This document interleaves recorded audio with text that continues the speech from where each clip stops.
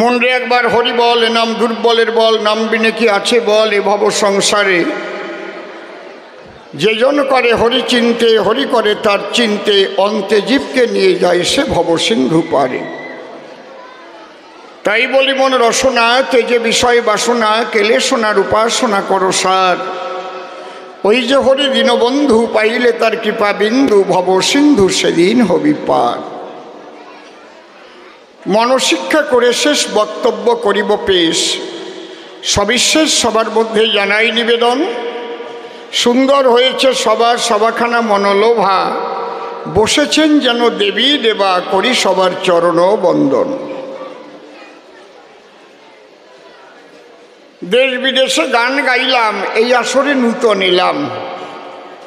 যদিও এখানে আমি প্রথম আসি, এখানকার সকলের যে প্রাণ খোলা ভালোবাসাবাসী, সেই ভালোবাসার বিনিময়ে দেওয়ার আমার কিছু নাই।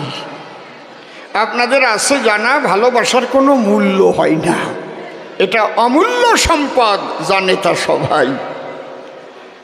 আমি দাঁড়ায় সভ্য সবার বরাবরই রাধা গোবিন্দের কাছে, মায়ের কাছে একটু প্রার্থনা করি, হে ঠাকুর তোমার শ্রীপাদ পদ্মে এই নিবেদন আমি নিবেদন করি তোমাকে, এখানকার সবাই যেন আধ্যাত্মিক, দৈহিক, মানসিক সব দিক দিয়ে ভালো থাকে, তুমি তাই করিও কৃষ্ণ মদন মোহন। এই নিবেদন করে তারপর এবার যাচ্ছি ভূমিকায়।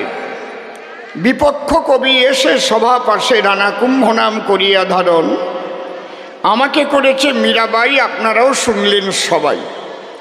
এখন আমি সেই ভূমিকা করিব গ্রহণ। বসে শোনেন ভক্তবৃন্দে, আমাদের কথা বলতে হয় ছন্দে ছন্দে। এই ছন্দগুলো মুখস্থ করে আসা নয়। আমরা যারা চারণ কবি আঁকি নিত্য ছন্দের ছবি, এই জন্যেই বিদগ্ধ জনে আমাদের লোককবি উপাধি দেয়। যারা সবসময় কাব্যে বিচরণ করে চারণ কবি বলে তারে। মা সরস্বতীর কৃপা না হলে পরে অনর্গল ছন্দ বলা যায় না কখন। সেই মায়ের কৃপা বলে আমরা বাংলার কয়েকটা ছেলে বর্তমানে এই কবিগান করে থাকি, কীর্তন। বাবার টাকা পয়সা থাকলে পরে অনেক বড় বড় অফিসার হতে পারে, কিন্তু এই ছন্দ দিয়ে ছন্দ গড়ে পুতুল গড়ে শুধু টাকার জোরে হবে না কখন। এই জন্যে আপনাদের করুণার ঝর্ণা ধারা আকাঙ্ক্ষা করি আমরা, সেই করুণার ঝর্ণা ধারায় সিক্ত করবেন আমাদের জীবন। এবার অসীম সরকার নামটি ছাড়ি, কবির পাল্লা এবার ধরি। মীরাবাই নাম আমি করিলাম গ্রহণ, প্রণামিয়া মীরার পায় গেলাম তার ভূমিকায়, সে যেন গ্রহণ করে আমার হৃদয় আসন। এখন আমি আর অসীম নাই, নাম ধরেছি মীরাবাই। বিয়ে করে তার ঘরে নিয়ে এলো যখন, মা কালীর মন্দিরের দরজায় আমরা গেলাম দুজনায়। রানাকুম্ভ মায়ের পায়ে প্রণাম করিল অর্পণ। রানাকুম্ভ ডেকে বলে, আমার ঘরে যেতে হলে তুমিও মায়ের চরণতলে প্রণাম দাও এখন। আমি মনে মনে ভাবলাম, তাই মাকে প্রণাম দেব, তাতে আমার তো কোনো বাধা নাই।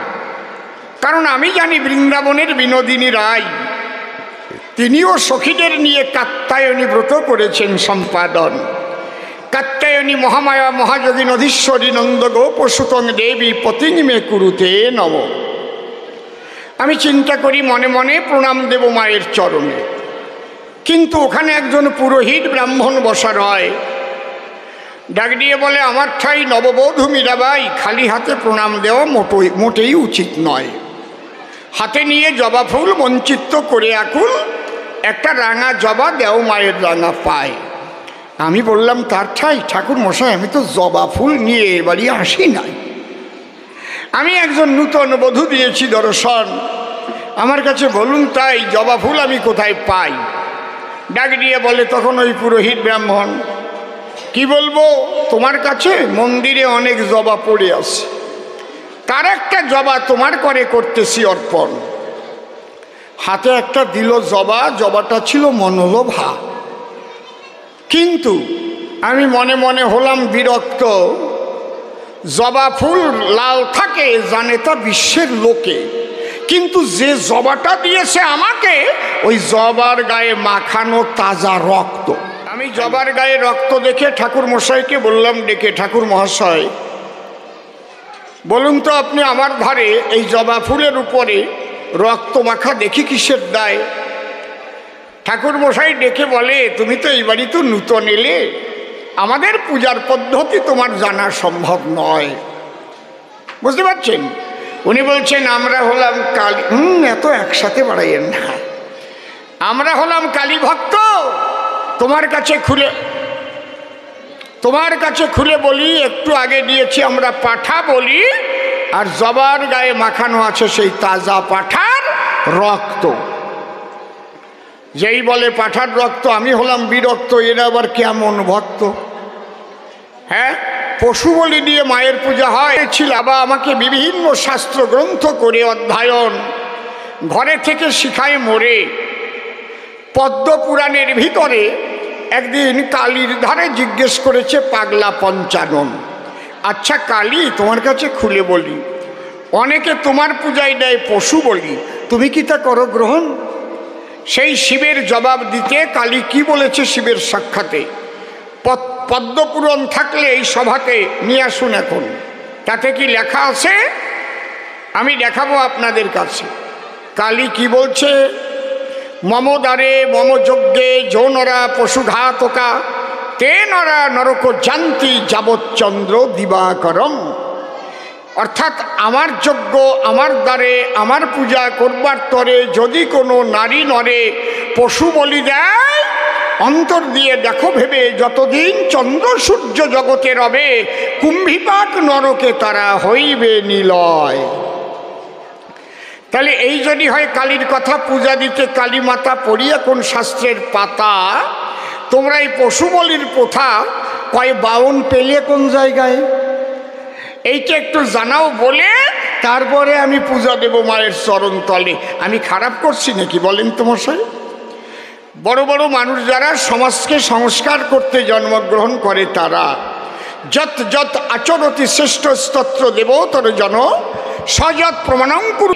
মহাজ্ঞানী মহাজন যে পথে করে গমন হয়েছেন প্রাতঃস্মরণীয়, সেই পথ লক্ষ্য করে স্বীয় কীর্তি ধ্বজা ধরে আমরাও হব স্মরণীয় বরণীয়। তাহলে এই কুসংস্কার, তাহলে এই ক্যান্সার ছড়াইয়ে পড়বে সব জায়গায়। এই জন্যে আমি মনে করলাম ধারণা, যাতে রাজবাড়ি হতে পাঠা বলি পারি বিদায় নেওয়াতে, এই জন্যে আমি প্রথমত প্রণামটা করি না, বোঝে না তা, তাই না?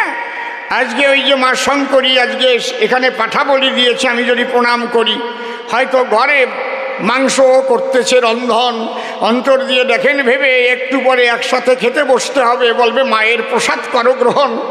আমরা বৈষ্ণব যারা, বৈষ্ণব বা বৈষ্ণবী যারা ওই ধরনের তামসিক খাদ্য গ্রহণ করি না, তারা সাত্ত্বিক খাদ্যের দ্বারা আমরা বাঁচাই জীবন। এই জন্যে সাত্ত্বিকভাবে পূজা করি। ওই যে মা শঙ্করী যিনি ছিলেন ব্রজেশ্বরী রাধারানী মধুর বৃন্দাবন, সেও যেমন পূজা করে, সাত্ত্বিক পূজা দিয়েছিল কাত্যায়নীরে। সেই সাত্ত্বিক পূজা হলে পরে আমি অনায়াসে প্রণাম। বুঝতে বাকি আছে যে আমি প্রণাম দিলাম না কেন? দেখেন এইবার কথা আছে। তাহলে এই যে যে পাঠা বলির প্রথা চলে আসছে, কত মানুষ এখনো পাঠা বলি দেয়। আমি অসীম সরকার গান গাইতে গেলাম ত্রিপুরায়, তখন ত্রিপুরায় বামফ্রন্ট সরকার, সিপিএম সরকার ছিল। আমার মেজে ছেলেটার সঙ্গে গেল। ওই জায়গায় একটা 14 দেবতার মন্দির আছে, শোনেন জ্ঞানীজন। ওই মন্দির দেখিবার তরে ওখানকার তথ্য সংস্কৃতি মন্ত্রী অনিল সরকার নিয়ে গেছে আমারে, তখন মানিক বাবু ওখানকার মুখ্যমন্ত্রী। ওরে বাবা রে বাবা, আমি গিয়ে দেখতে পাই ও জায়গা থাকার মতো আমার অবস্থা নাই। ডেইলি 150 থেকে 200 পাঠা বলি হয়। ওই পাঠা নিয়ে আসছে আর কাটছে, রক্তে বন্যা বয়ে যাচ্ছে। আমার মেজে ছেলেটা আমারে বলে, বাবা কোথায় নিয়ে আসছো? আমার এখান থেকে নিয়ে চলো, এখানে মা থাকতে পারে না, তুমি চলো তাড়াতাড়ি। বুঝতে পারছেন ব্যাপারটা কি? এখনো হয় বলির কথা লেখা আছে, কিন্তু সে পাঠা বলি নয়। কোন বলি? আপনাদের কাছে একটু খুলে বলি, কোন বলি দিতে হয়। দেখেন, ওই মা শুধু বাইরে তা নয়, ওই মা আছে ভেতরে। থাকে কোথায়? মূলাধারে। এই দেহের মধ্যে আমাদের 7টা তালা আছে। একটু বলি আপনাদের কাছে, শোনার ধৈর্য আছে তো? প্রথম তালার নাম মূলাধার, তারপরে নাম স্বাধিষ্ঠান, তারপরে মণিপুর, অনাহত, বিশুদ্ধা, দ্বিদল, সহস্রার। এই যে মূলাধারে কুলকুণ্ডলিনী শক্তি বিরাজ করে। রাধারানী কাত্যায়নী ব্রত করেছিল মধুর ব্রজের গায়ে। এই জন্যে সদ্গুরু না ধরিলে এই তত্ত্ব পাওয়া যায় না কোনো কালে। বুঝতে পারছেন কি বলছি? আমি অসীম সরকার বলছি, মীরাবাই ভূমিকা ছেড়ে বাবা পাগলা যখন ডেকে নিয়ে গিয়েছিলেন আমারে, প্রথম আমাকে শক্তি মন্ত্রে দীক্ষা দেয়। আমার পছন্দ হচ্ছে না, আমি কৃষ্ণ ভক্ত, গৌর ভক্ত মানুষ, এ কি পাগল আমারে ডেকে আনলো, কেন শক্তি মন্ত্র দিল? আমি বাইরে গিয়ে মুখ কালা করে বসে আছি, মন্দিরের থেকে একজন পাঠিয়ে দিয়েছে, এই শালারে ডাক, ওর দীক্ষা পছন্দ হয় নাই। মনের মানুষ তো মনের কথা জানে। আবার নিয়ে গেল ডেকে মন্দিরের ভিতর তার সন্নিধানে। তখন তত্ত্ব কথা আমাকে শুধায়, শোন, কুণ্ডলিনী চেতন না হলে বিশুদ্ধ কৃষ্ণ ভক্তি কি তার মেলে? জানিস না ব্রজমণ্ডলে প্রেমময়ী রাধারানী সেও কাত্যায়নীব্রত করেছিল মধুর ব্রজের গায়ে। বলি সবার সম্প্রতি শিখাই দিল সেই পূজার পদ্ধতি। তারপরে অষ্টাদশ অক্ষরী যুগল মন্ত্র দিয়েছিল আমায়, 2 বার দীক্ষা দিয়েছে। একেবারে গোপন কথা বলে গেলাম আপনাদের কাছে।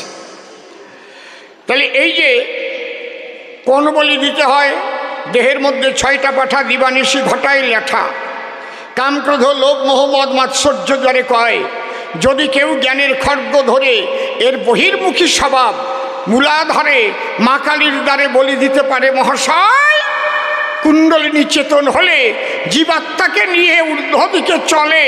তখন এক একতলা ভেদ করে ওই যে বাঁশি বাজায় সহস্রে প্রাণ গোবিন্দ কৃষ্ণ দয়াময়, জীবাত্মা হয় রাধারানী, শুনে কৃষ্ণের বংশীর ধ্বনি। ওই কৃষ্ণ নীলমণির সঙ্গে যোগমায়া হয়ে রাধা গোবিন্দের যুগল ঘটায়। এই জন্যে একথা অতি সত্য।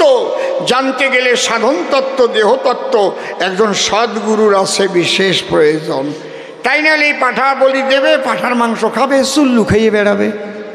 খালি মায় কি যায়, যাও খাও গিয়ে, আমার কি, যত পারো খাও। একজন মা কালীর দ্বারে পাঠা বলি দিয়ে আর ওই পাঠার মাংস খেয়ে আর চুল্লু খেয়ে করেছে কি, একদম ড্রেনে মাথা দিয়ে পড়ে আছে, দেহ বাইরে আর ড্রেনে মুখ দিয়ে ওই যে পচা জল যাচ্ছে, প্রস্রাবের জল, কি জল ওই খাচ্ছে। ওর কাকা যাইয়ে কয়, এই অসভ্য কোথাকার, মুখ দিয়ে ড্রেনের ভিতর কি খাচ্ছিস? কয়, আলুর দমের জল খাচ্ছি। আলুর দমের জল খাচ্ছে। হাসিয়ে পড়েন, হায় রে আমার কপাল রে। এই জন্যে কোথায় 6টা পাঠা বলি দিতে হয়, তাই না হলে বাজারের পাঠা এনে বলি দিয়ে খায়। আমি অন্য ধর্মের একটা কথাও বলবো না, এই সব ধর্মে এইরকম ঢুকিছে, সব ধর্মে এইরকম কুসংস্কার ঢুকিছে, ওগুলো বলবো না আমি আপনাদের কাছে। আমি স্বধর্ম সংস্কার করার কিছু কথা বলতেছি। সবাই দেখেন কোথায় দিতে হয়, হচ্ছে কুণ্ডলিনীর দ্বারে ওই কাম, ক্রোধ, লোভ, মোহ, মদ, মাৎসর্যের কে বলি দিতে হয় জ্ঞানের খড়গের দ্বারায়। আর কি বানাইছে, পাঠা বলি দিয়ে মাংস আর চুল্লু খায়।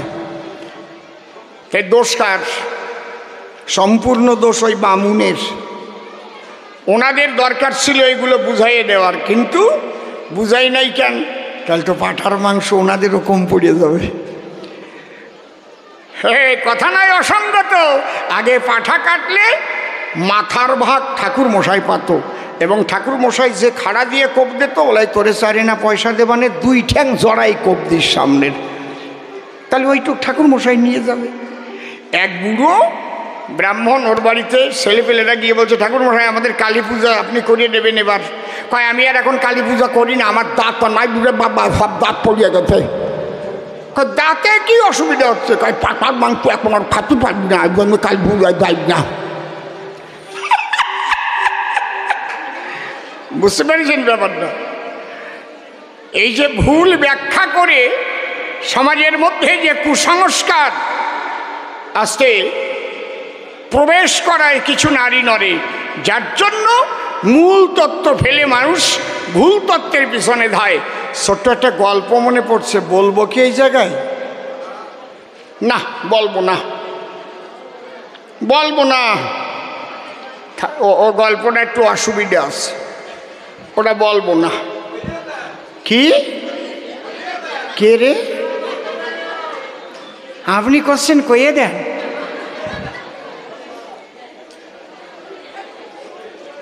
এটা কিন্তু আমার গল্পের, কেউ যেন আবার ভাববেন না যে কাউকে আমি ছোট করবার জন্য বলছি। এখন ভেবে কথা বলতে হয় না, এটা আমার গল্পের। এ মা, কথা কইয়ে না, কেউ রাগ করবেন না। আমি করজোড়ে নিবেদন করি সকলের ধারে, কেমন কবিগুরু রবীন্দ্রনাথ সাহিত্য লিখতে গিয়ে কলম ধরে বলেছে, এক দেশের এক রাজা, কোন দেশের কোন রাজা জিজ্ঞাসা করিলে আমি তাহা বলিতে পারিব না। তাই না? এই জন্যে যদি বলেন কোন লোকটা, আমি বলতে পারবো না। আপনাদের কাছে খুলে বলি, একটা লোকের নাম আক্কাস আলী। তোর জ্বর হয়েছে, ডাক্তারের কাছে গেছে। ডাক্তার আবার বিশ্বাসবাবু, বলছে আপনার তো যা দেখতেছি প্যারা টাইফয়েড হয়েছে, তো যা ওষুধ দিচ্ছি ঠিক মতো খাবেন, লিখে দিচ্ছি। এন্ট্রোমাইসিটিন 500 mg ডেলি 3টে খাবার পরে, সকালে খাবার পরে একটা, দুপুরে আর রাত্রে। এটা একদম 12টায় কোর্স। এটা হচ্ছে অ্যান্টিবায়োটিক। লক্ষ্য রাখো এইটার দিক, ভেতর থেকে কমাবে জ্বরের ফোর্স। আর যদি তোমার অম্বল টম্বল আছে নাকি? আসে না, তাই কি? এই যে দিলাম বিকোসুল, এই যে দিলাম জিনট্যাক, ভালো করে তাকাই দেখ, এর একটা খালি পেটে খাবে। মাথা গড়ে নাকি? তা গড়ে না, তাই কি? এই যে দিলাম বিকোসুল, এইটা ডেলি একটা খাতি করবা না, ভুল। ঠিক আছে বাবু, যদি জ্বর ওঠে, এইটা দিলাম, শোন এটা প্যারাসিটামল 500 mg, খবরদার করিবা না, এইটা খাবি করে বিবেচনা। এইটা যখন তখন কিন্তু খাবি না, জ্বর না উঠলে খাবি না, বিবেচনা করে খাবি। ওরে বলে দেশে গ্রামের মানুষ তো সবাই তো আর সব কিছু বোঝে না। এখনও ভাবতেছে সব কয়টা তো ঠিক আছে, বিবেচনা মানে কি? ও বুঝিছে যে আমরা যেমন বুঝিছি। হ্যাঁ, পাঠা বলি মানে পাঠা খাওয়া আর চুল্লু খাওয়া। বিবেচনা, ডাক্তারবাবু ভুল করেছে মনে হয়, বিবেচনা হবে। বিবি মানে স্ত্রী, চোনা মানে প্রস্রাব, মানে ওই ট্যাবলেট, ওই প্রস্রাব দিয়ে গোলায় খাবে। এখন কারণ এইরকম যদি বোঝে, এই বোঝাও যা, আর হিন্দুদের ওই পাঠা বলি বোঝাও তা। বোঝা গেল? পরিষ্কার জবাব দিয়ে গেলাম আমি বুঝাইয়া। দ্বিতীয় প্রশ্ন করে গেছে গান, বলো তুমি মীরাবাই, তোমার কাছে শুনতে চাই, তুমি ভজন করো কৃষ্ণ ভগবান, কালী বড় না কৃষ্ণ বড়, তার একটা মীমাংসা করো। এইবার শোনেন জ্ঞানবান, এক ব্রহ্ম, দ্বিতীয় নাস্তি, ভেদ জ্ঞানে হয় জীবের শাস্তি। যদি ব্রহ্মের জগতে আমরা যাই, সেখানে কালী কৃষ্ণ রাম হরি কোনো পার্থক্য নাই। কিন্তু যখন লীলার দেশে সেই ব্রহ্ম সগুণে আসে, লীলা রসে হয় মুহ্যমান, দাঁড়িয়ে বলি তোমার কাছে, তখন কিন্তু তার তম আছে। যার যার ভাব তার কাছে উত্তম, তটস্থ হইয়া বিচারিলে আসে তারতম। যে যাকে ভক্তি করে সে তার ঈশ্বর, ভক্তি যোগে সে তার স্বয়ং অবতার। তুমি যার ভজন করবে সেখানেই তুমি মরে থাকবে, কিন্তু আর একজনকে কখনো হিংসা নিন্দা করবে না। ভাবিও একজন রাখিও সবার মন, ভাবিও একজন রাখিও সবার মন। এইবার সঠিকভাবে যদি আমি করি আলাপন, তাহলে ভাগবত যদি আমরা দেখতে যাই সেখানে আমরা কি পাই? কি লিখেছে ব্যাসগোসাই? ঈশ্বর পরমকৃষ্ণ সচ্চিদানন্দ বিগ্রহ অনাদিরাদি গোবিন্দ সর্বকারণে কারণম এতে চাংস কলাপুংস কৃষ্ণস্তু ভগবান স্বয়ময়ম ইন্দ্রাদি বেকুলং লোকং মৃন্তি যুগে যুগে। বলি তোমার পুরো ভাগে কৃষ্ণের উপরে আর কেউ নাই নাই নাই। এই যে কালী মহামায়া, মায়া মহামায়া আর যোগ মায়া, তিনটে আমরা স্তর পাই। বলি আমি তোমার ধরে কৃষ্ণ যখন লীলা করে, যোগ মায়ার প্রভাব না হলে কৃষ্ণ লীলা হয় না কদাচন। এই জন্যে তোমার কাছে খুলে বলি, আমরা যাকে কৃষ্ণ বলি কিংবা আমরা কালী বলি, যেমন ধরুন আমি একদম বুঝিয়ে দিচ্ছি, যদি প্রধানমন্ত্রী হতে হয় তাহলে তার কি হতে হয়? আগে কি হতে হয় বলেন? এমএলএ হয়ে হওয়া যায়? কি হতে হয়? হ্যাঁ, তে পাবেন না।